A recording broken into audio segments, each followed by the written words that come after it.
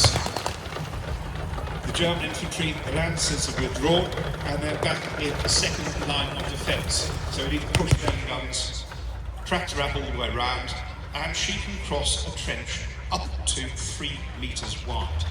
Of course, the German army realises this and starts digging their trenches a bit more than 3 metres wide, so we then have to cope with that problem. But here she is coming forward, and the infantry are following behind. We've got a half platoon from the DCLI, Duke of Cornwall's Light Infantry. They're carrying a lot of weight, they're carrying about 30 kilograms each. Now everybody says, oh, you know, how could they function with that? Well, modern British soldiers, if you're in places like Afghan, you're carrying about 50 kilos. So it's one of those things soldiers always need to carry a lot of kit. They are coming under fire. They've been probing forward, and you've got 2 German positions, 2 sandbag placements. Now the infantry at this point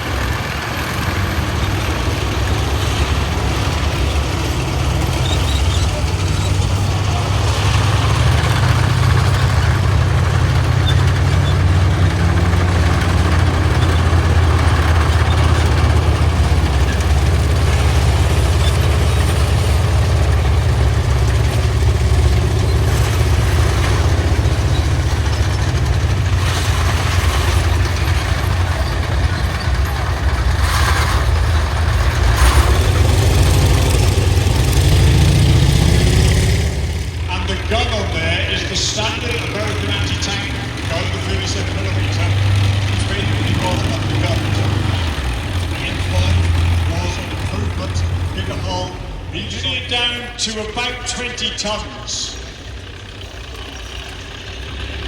So although you've got the firepower, you've still got relatively modest protection. So the crews up to speed.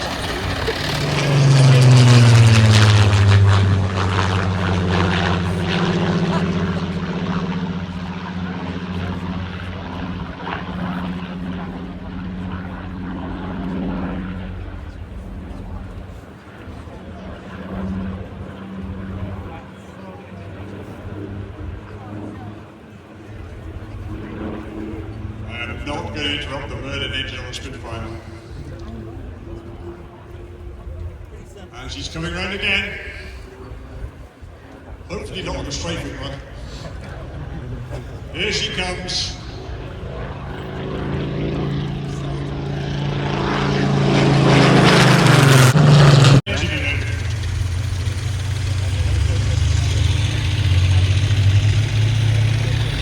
Those of you with perfect pitch, it's the same engine that was in the M3. In 1942, when the Sherman saw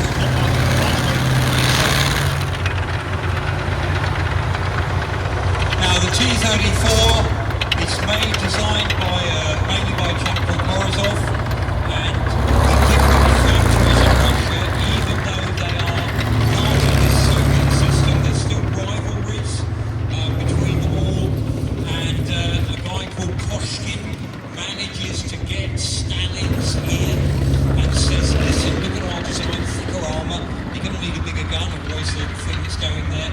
Stalin leans forward and says, yes, I like the idea. Red Army's not so. It's T-34. One of the reactions is of course some of that bigger German stuff being used in places like the Panther, the Tiger, and now we've got some heavy German armour. I'm going to hand over to Chris. Thank you, David.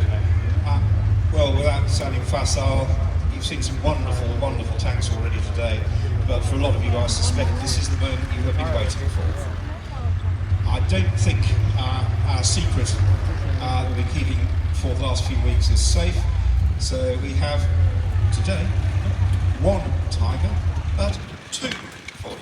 We have got Tiger 131, our own, and we also have the King Tiger, the Königs Tiger, Tiger 2, from our friends at Saumur, the Musée de Blinde, the French Armour Museum.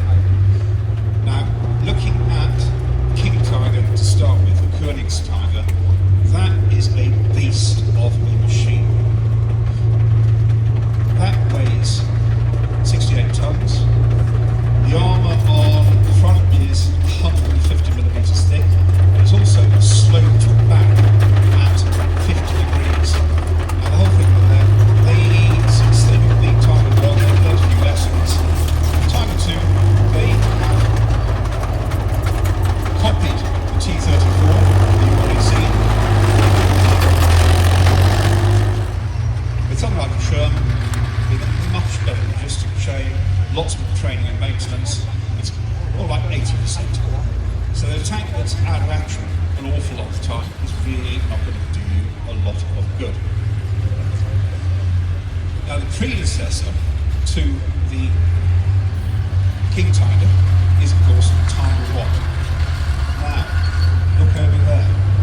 This is a wonderful moment. This is the first time, probably since the end of World War II, that King Tiger and Tiger 1, when our lovely little Panzer III there, it's the first time these two Tigers have actually run together. So that is a wonderful thing to see. Has spotted them. And now the Americans are deploying to deal with an anti-tank gun. As you can see, American infantry have debussed from the deuce to half the GMC. They're attacking the border, laying fire down.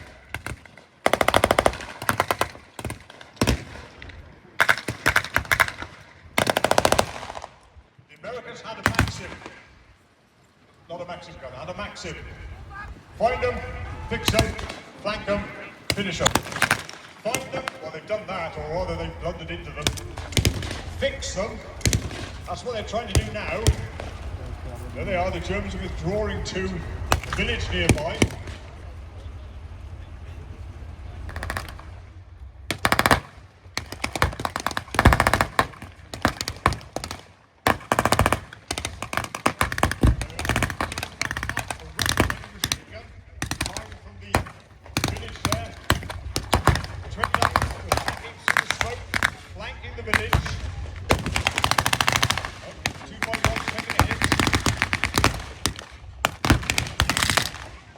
At the moment, the Tiger is not exerting the sort of force we would expect it. The problem we've got about to deal with at the moment is that heavy mortar that the 29th are deploying against the Duggan Germans. Or 183 millimetres. That is whopping. And in actual fact, this becomes the biggest direct fire gun ever fitted on a tank. Like direct fire, it's not a the distance, point the gun at the target, off it goes. We think we're going to need them for taking on not the T-54s that we know about, and then later the T-55s, that T-10 tank, and whatever the Russians are coming next in their heavy tank programs. So they test this new gun, I say to you, it's been developed from a howitzer.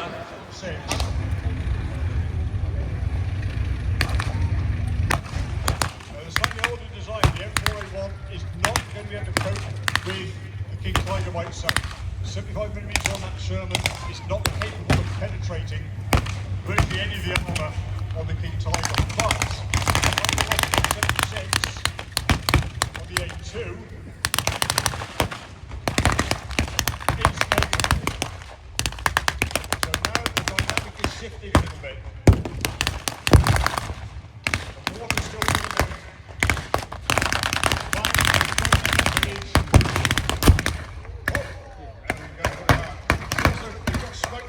down.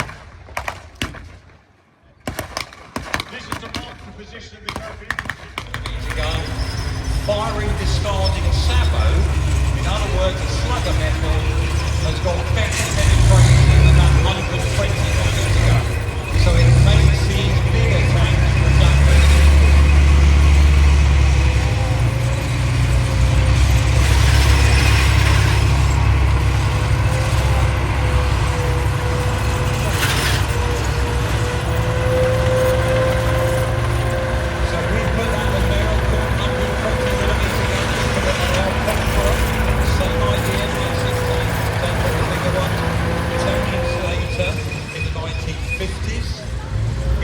selling it to the Americans. It goes on the M60 tank, it's on the first Abrams tank, it's on that Leopard tank we're going to see a little bit later on.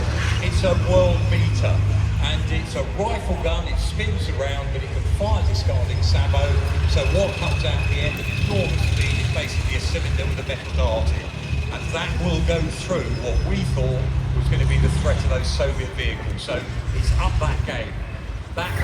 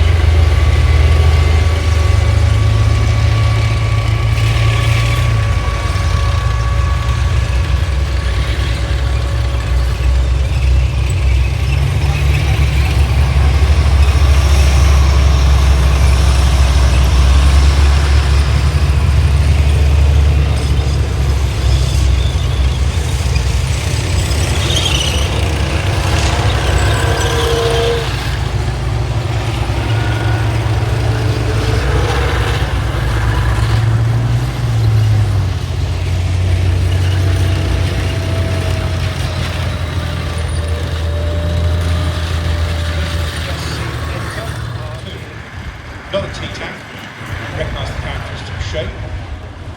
The T-72 was a replacement, a slightly cheaper, less complicated replacement for another design, the T-64.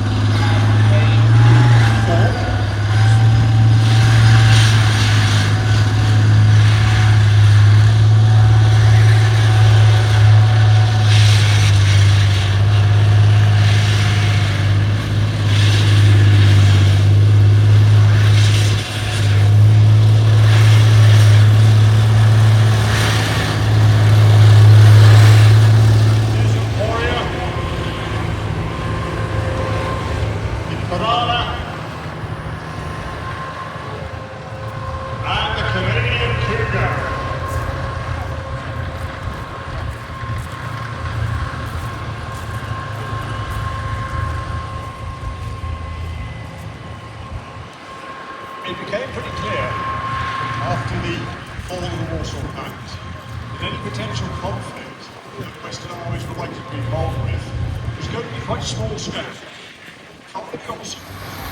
Now really, at 8 mil drive, with about 450 brake horsepower, getting onto it, there is a somewhat of a popular story. This was a vehicle accidentally driving through a firefight, not realising it because they didn't notice it.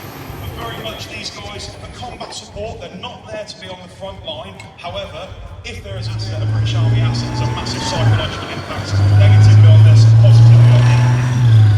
So, a rather good-looking vehicle coming on now. What's this coming? Absolutely, so this is our Prague, Challenger from a repair and recovery vehicle. I describe the SBR as the small Swiss Army knife, this is the big Swiss Army knife.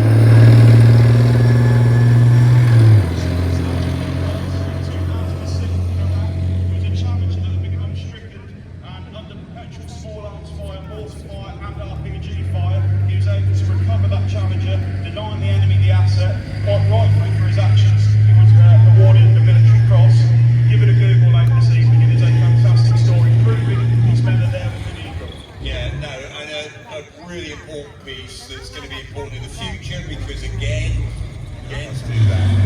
Absolutely. And now we've gone from Swiss Army knife to super specialised.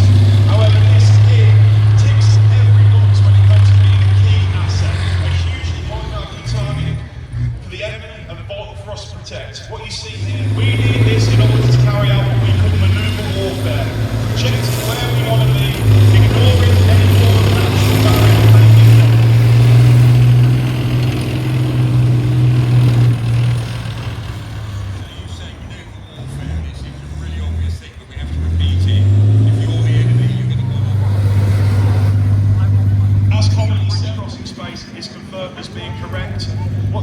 from there? Well, firstly, on the home bank, we're going to have challengers, if available, set up in Overwatch. They're looking out. They're not looking at the river. They're looking into depth. As soon as we decide to release the Titan, as you can see, this is a very, very, very vulnerable time for it. We're going to send forward a packet of 4 challengers. Challenger 2s are going to sandbag this. We are there to take fire. Okay, we've got to protect this at all costs. As this bridge is going down, behind that line further, we're going to have armoured infantry ready to push forward. They will not be released until this is secure. At this point, Overwatch is still there, keeping an eye out. If anything's happening, they can either call in fires, it will generally be pre-designated, our recce will have gone out, I need routes that will be suitable for the enemy, so we don't have to work out where it's going to go, it's marked on a map already. Key to this is speed. Once it's going, it can't turn back because we've revealed it. And being such a high value target, we can't afford for it to be pooping back with its bridge on. We need to strike fast with it there. And I imagine in today, now in this day and age, we can see one flying around at the moment, that idea of the drone, whatever we're doing on the battlefield, someone's going to be seeing it. So within a certain number of minutes, we know the artillery strike's coming in, something's going to happen. So that idea of momentum, keeping it going is important. Or again, we do this in the dark, where fewer of the drones going to see us. All those things we've got to pick up on. And that idea, because manoeuvre means otherwise, if we're stuck the wrong side of the river, you guys can't do your operation successfully. Absolutely. I mean, sitting duck doesn't quite cut it. That's exactly what we are. We've gathered all our assets, we've committed to this, we need to make it happen. Clearly, similar to air superiority, that's how you've got to start thinking about drones. We would not commit this unless we were confident we own the airspace around it. As we see now, successfully launched the bridge. We wouldn't, as soon as the engineers call this as set, the vehicles are on the move, okay? Because we need to hit that at pace. They're going to start reversing off shortly. What are the tanks going to do? The tanks that are still there are still going to stay in position. They might reposition themselves around the edges, and now the warriors are going to scream forward. The warriors are going to push about 500 metres, a kilometre in advance. They're going to drop their troops off, form a javelin screen. As soon as they're out, challengers from the reserve are pushing forward. Absolutely. So this is Ajax from the Ajax family. This is the gun bearing, a strike and reconnaissance vehicle. This will operate a little bit further back from the Jackal. Not only can we shoot further, but we can have a better effect on more heavily armoured targets with it.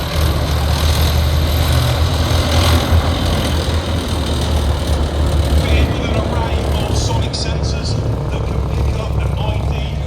You need to recover it, because you don't want this falling in the bad guys' hands. Yeah, absolutely. And the whole family of Ajax is key to the principle of the British Army moving forward. It's not only Ajax, we've got Apollo, we've got Argus, Athena, you know, that's the engineering, the medic, the Recce versions of it. This family of vehicles is everything that the British Army needs to modernise. As we'll see shortly, this will be providing the targets for a much larger vehicle to come out and destroy. So that idea of it's got that punch for its 40mm, which is a pretty major step up from the old 30mm rod. So this is a vehicle system.